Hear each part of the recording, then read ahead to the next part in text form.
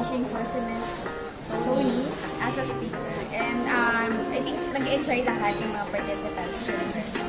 She captured my attention from the start until the end of her talk.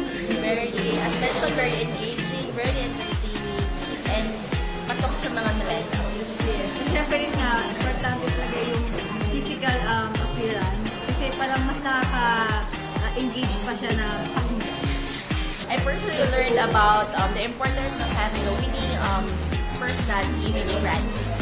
Yes. And importante kasi kapag umarap ka sa tao, ilan siguro yung sasabihin mo. Siyempre, na mabilis ka makakakuha ng attention kapag napaka-pleasant ng personality and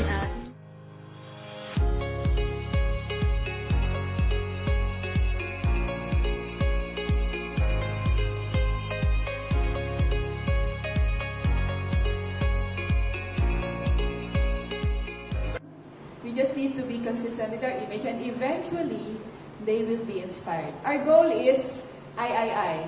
Inspire, influence, and create an impact.